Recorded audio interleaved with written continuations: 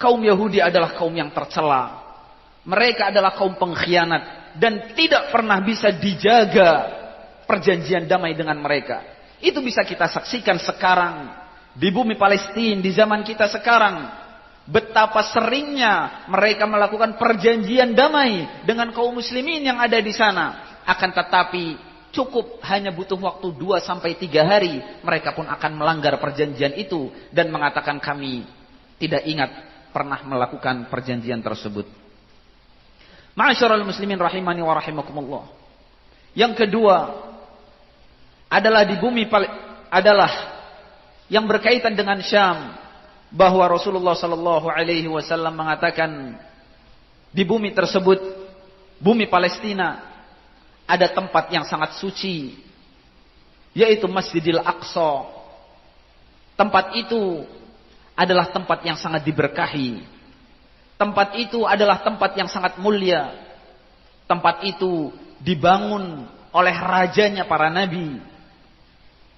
Maksudnya adalah Nabi Sulaiman alaihi salam. Rasulullah sallallahu alaihi wasallam mengatakan di dalam sebuah hadis yang sahih bahwasanya lamma faragha Sulaiman ibn Dawud min bina'i Baitul Maqdis sa'ala Allah thalathan hukman yusadifu hukmih wa mulkan la yanbaghi li ahadin min ba'dih wa an la ya'tiya hadzal masjid ahadun la yuridu illa as-salah fihi illa kharaja min dhunubihi kayaumi waladathu ummuh.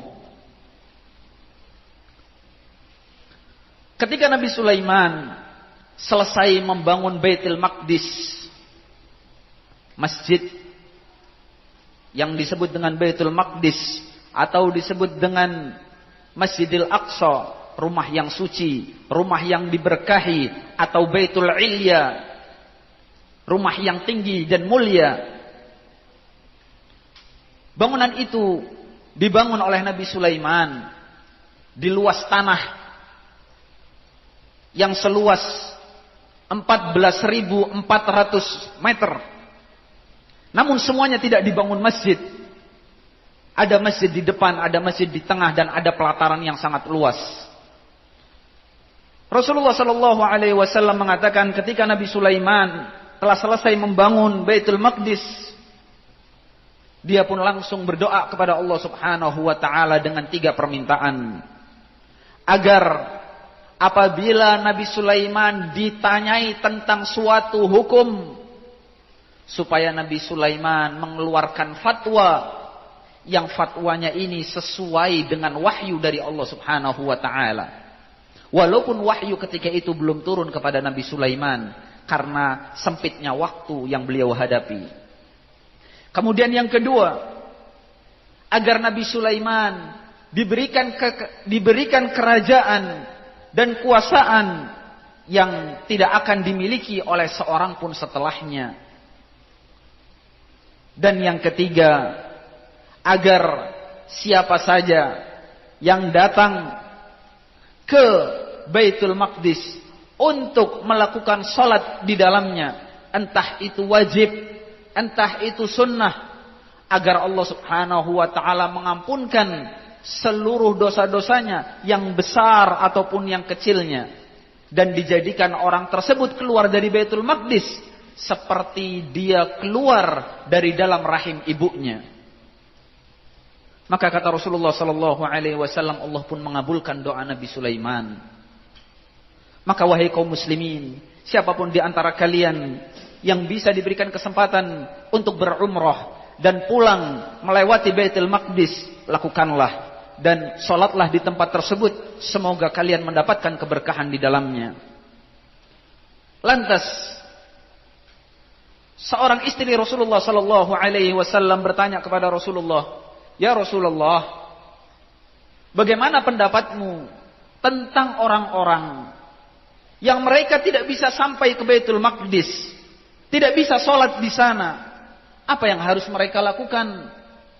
Kata Rasulullah sallallahu alaihi wasallam, "Zaid yunawwiruhu, kirimkan ke sana Zaid minyak, Karena ketika itu penerangan dilakukan dengan cara dibakar dengan api, dan bahan bakarnya adalah dengan menggunakan minyak zaitun.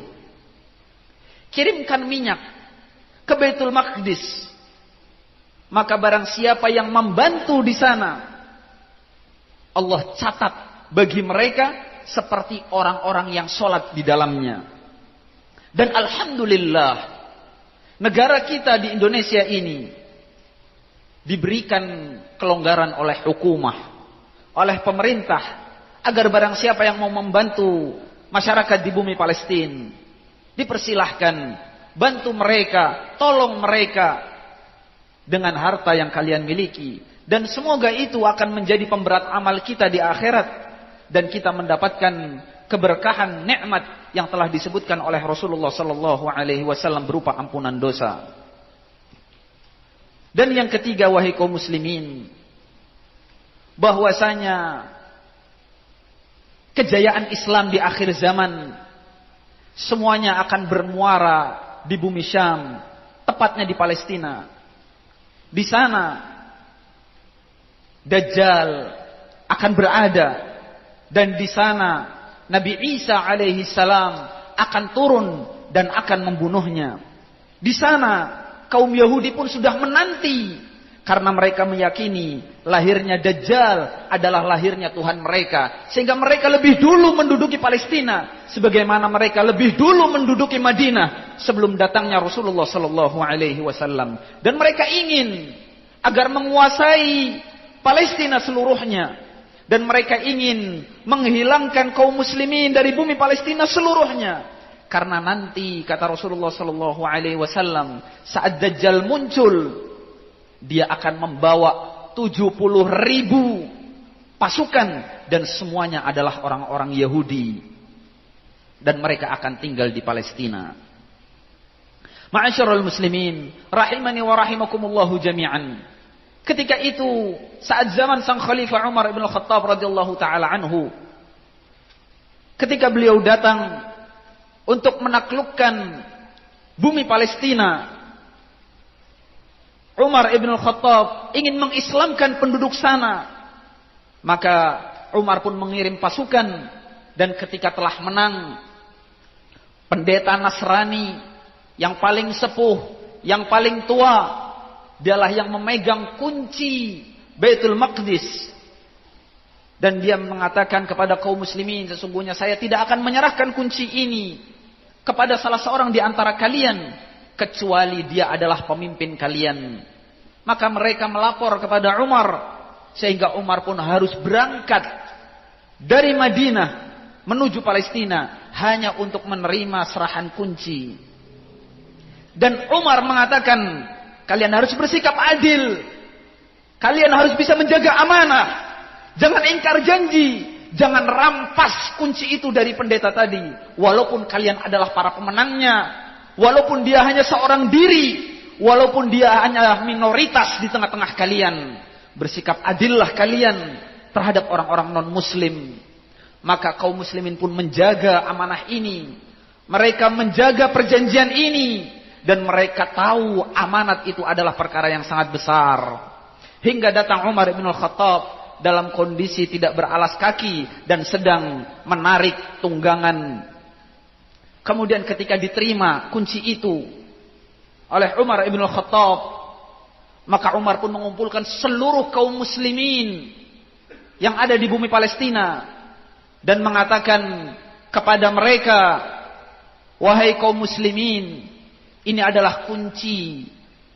Aku serahkan kunci ini kepada kalian, dan aku minta kalian pertahankan kunci ini, dan jangan kalian serahkan kepada siapapun selain kalian. Dan saya minta jaga benar-benar Baitul Maqdis, karena Baitul Maqdis adalah masjid seluruh umat Islam. Amanah itu yang selalu dipegang oleh kaum muslimin mulai dari zamannya Umar hingga zaman sekarang, dan akan terus kita pegang hingga akhir zaman nanti. Barakallahu li wa lakum fil Qur'anil azim, wa nafa'anillahu wa iyyakum bima fihi minal ayati wa dzikril hakim, wa taqabbalahu minni wa minkum tilawatahu innahu huwas samiul alim.